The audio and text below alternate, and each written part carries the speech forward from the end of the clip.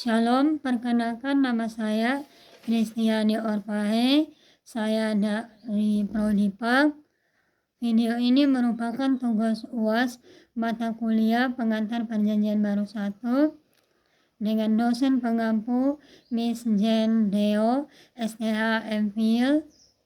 Saya mahasiswi dari Sekolah Tinggi Agama Kristen Kupang, Nusa Tenggara Timur. Tema yang akan saya bahas kali ini yaitu tentang kitab 1 dan 2 Timotius. Surat 1 dan 2 Timotius merupakan surat yang ditulis oleh Rasul Paulus, surat pengembalaan kepada anaknya Timotius mengenai pelayanan pastoral di gereja. Beberapa pengkritikan telah mempersoalkan kepenulisan Paulus atas surat ini.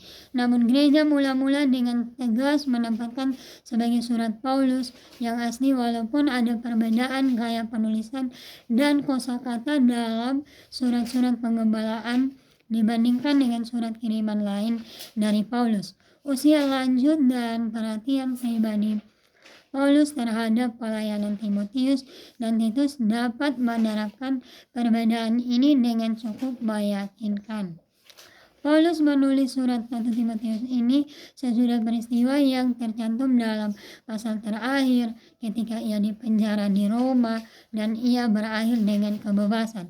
Setelah itu, menurut keterangan Clemens dari Roma dari kanon Muratoria, Paulus meninggalkan Roma menuju ke arah rapat ke Spanyol. Di sana melaksanakan pelayanan yang sudah lama dicita-citakannya. Berdasarkan data dalam surat-surat pengembalaan ini, Paulus kemudian kembali ke daerah Makedonia untuk pelayanan selanjutnya. Sementara sekitar tahun 64 sampai 65 Masehi, Paulus menugaskan anak rohaninya Timotius sebagai wakil rasuli untuk melayani di Efesus dan Titus di Kreta. Dari Makedonia, Paulus menulis surat yang pertama kepada Timotius dan beberapa waktu kemudian dia menulis suratnya kepada Titus. Setelah Paulus kembali ditawan di Roma, ketika dia menulis surat yang kedua kepada Timotius, tidak lama sebelum dia mati syahid pada tahun 67 atau 68 sebelum Masehi. Nah, tujuan daripada penulisan ini yaitu menasihatkan Timotius mengenai kehidupan pribadi dan pelayanannya, mendorong Timotius untuk mempertahankan kemurnian Injil dan standarnya yang kudus dari pencemaran oleh guru palsu, memberikan pengarahan kepada Timotius mengenai berbagai urusan dan persoalan gereja di Efesus. Dalam surat ini dibentangkan 3 hal yang disangkut pautnya dengan yang satu dengan yang lain. Peringatan kepada Timotius terhadap ajaran-ajaran salah terdapat di dalam jemaat. Ajaran-ajaran ini merupakan campuran paham Yahudi dan paham bukan Yahudi berdasarkan kepercayaan bahwa semesta alam sudah jahat dan keselamatan hanya diperoleh kalau orang yang mempunyai pengetahuan tentang rahasia tertentu dan mentaati peraturan seperti peraturan tidak boleh kawin, pantang makan makanan tertentu, dan lain sebagainya. Petunjuk-petunjuk kepada Timotius mengenai pengurusan jemaat dan mengenai ibadah dijelaskan lagi. Sifat-sifat orang yang boleh menjadi pemilik dan pembantu jemaat. Timotius diajarkan mengenai bagaimana ia dapat menjadi seorang hamba Yesus Kristus yang baik dan mengenai tanggung jawabnya terhadap setiap golongan orang yang menjadi anggota jemaat. Nah, tema daripada kitab ini yaitu hal utama yang disampaikan Paulus kepada pembantu mudanya adalah supaya Timotius tetap berjuang untuk mempertahankan imannya yang sejati dan membuktikan kesalahan ajaran palsu yang melemahkan kuasa Injil yang menyelamatkan. Nah, Paulus juga menginstruksikan kepada anak rohaninya mengenai surat-surat kerohanian dan sifat bagi para pemimpin gereja yang memberikan gambaran tersusun dari macam-macam orang yang diizinkan menjadi pemimpin rohani gereja. Nah, Paulus juga menasihatkan Timotius bagaimana bergaul dengan berbagai kelompok dalam jemaat, seperti perempuan, janda-janda, laki-laki tua dan muda, para tua, Buddha, guru palsu, orang kaya. Paulus memberikan instruksi kepada Timotius yang harus dilaksanakan. Di dalam surat ini Paulus menyatakan kasih sayangnya kepada Timotius sebagai anak rohaninya dalam iman dan mengajukan suatu standar kesalehan yang tinggi untuk kehidupannya dan untuk gereja. Relevansinya dengan kehidupan kita saat ini yaitu yang pertama kepemimpinan dan pelayanan. Kitab 1 Timotius ini memberikan petunjuk kepada Timotius mengenai kepemimpinan gerejawi dan pelayanan dalam gereja. Prinsip-prinsip terdapat dalam kitab ini seperti keberanian, kesetiaan, integritas, dan pemeliharaan ajaran yang benar tetap relevan bagi para pemimpin gereja dan orang-orang yang melayani gereja saat ini. Dan yang kedua, pertumbuhan rohani. Pentingnya pertumbuhan rohani dan dedikasi terhadap Kristus. Hal ini relevan bagi kita sebagai orang-orang percaya yang dituntut untuk terus tumbuh dalam iman, mengerti firman Tuhan, dan hidup sesuai kehendak-Nya.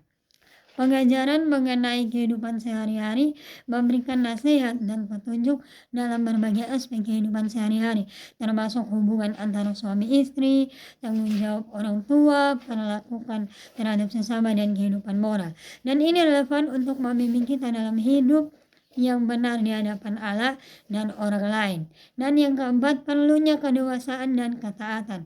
Menekankan pentingnya kedewasaan dan ketaatan hidup orang percaya, kita harus berusaha untuk berkembang dalam iman, menghindari godaan dan kesalahan, serta hidup dengan standar moral yang tinggi. Dan yang kelima yaitu perlawanan terhadap pemikiran sesat. Ini memperingatkan kita tentang munculnya ajaran sesat dan pengaruh negatif di dalam gereja. Hal ini juga relevan dengan kehidupan kita saat ini, di mana kita dihadapkan pada berbagai pemikiran dan ajaran yang mungkin tidak sesuai dengan kebenaran Alkitab. Kitab ini mendorong kita untuk tetap teguh pada iman yang benar dan waspada terhadap pengaruh-pengaruh yang merusak. Kita masuk pada kitab 2 Timotius, yaitu surat ini bersifat sangat pribadi oleh karena Paulus tahu bahwa sebentar lagi dia akan meninggal. Maka surat ini memuat pesan-pesan terakhir dari Paulus kepada teman sekerjanya atau anak rohaninya yaitu Timotius. Oleh sebab itu, latar belakang ini sedikit berbeda dari latar belakang 1 Timotius. Di sini Paulus menulis dan minta Timotius datang secepat-cepatnya dan membawa Markus. Dari tujuan penulisan ini yaitu karena mengetahui bahwa Timotius pemalu serta menghadapi kesukaran, dan karena menyadari akan kemungkinan penganiayaan berat dari luar gereja dan adanya guru-guru palsu di dalam gereja, Paulus menasihatkan Timotius agar dia memelihara Injil, memberitakan firman Allah, dan menanggung kesukaran dan melaksanakan tugas-tugasnya. Nah, tema utama dari kitab ini yaitu 1. Penderitaan.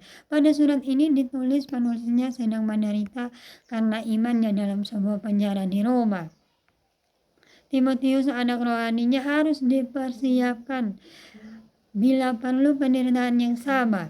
Penderitaan itu tidak selalu bersifat fisik, tetapi mungkin dapat berupa kekacauan dan kesepian. Teman-teman yang terdahulu seperti Vigilius dan Hermogenes telah meninggalkan Paulus. Demas adalah seorang teman yang lain yang kepergiannya membuat Rasul Paulus saat itu menderita. Terus pelayanan. Pekerja-pekerja di ladang Tuhan harus memiliki yang pertama dapat dipercaya dan cakap mengajar. Dan yang kedua, jadilah seperti seorang prajurit Kristus yang berjuang untuk tidak memusingkan diri dengan soal-soal penghidupan.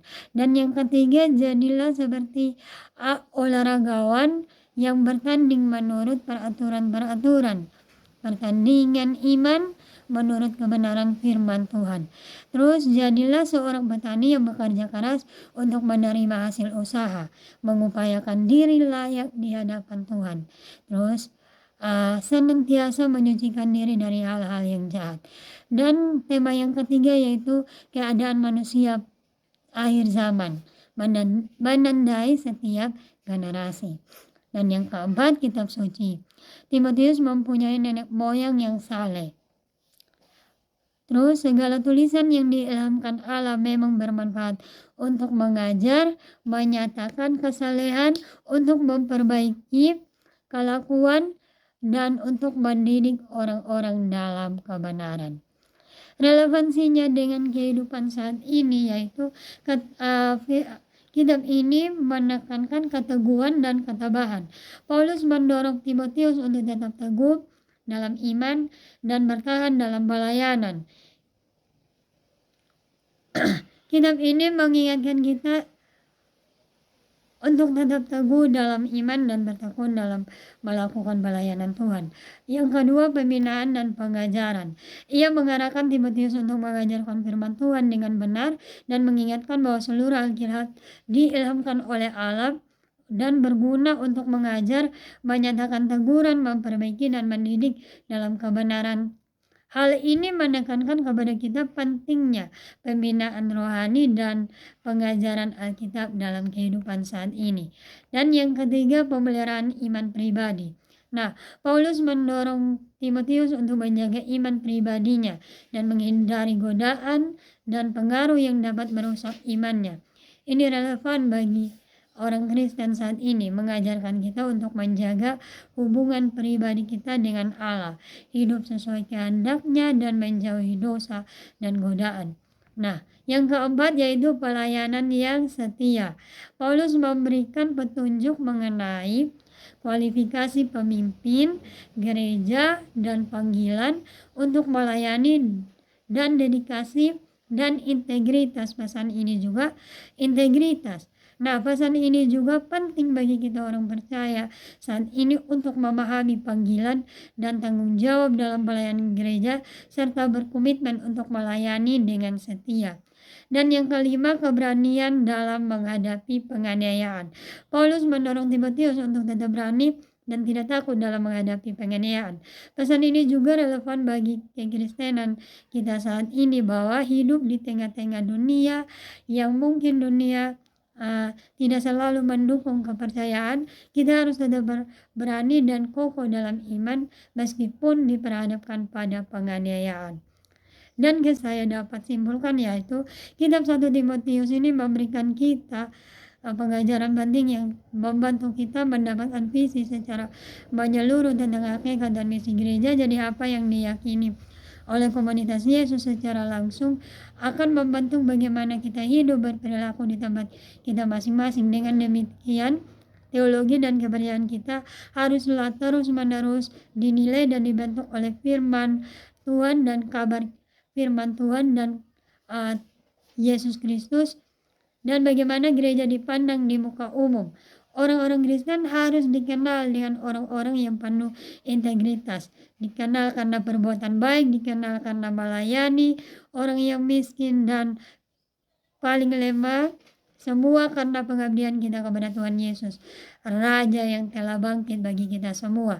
Dalam kitab 2 Timotius juga diajarkan arti panggilan seorang hamba Tuhan dan bagaimana kita harus melaksanakan tugas panggilan itu, serta penjelasan tentang perlengkapan dan menunaikan tugas panggilan menjadi hamba Tuhan Yesus Kristus Kita harus ingat selalu akan Yesus. Hindari bertengkaran, peliharalah iman.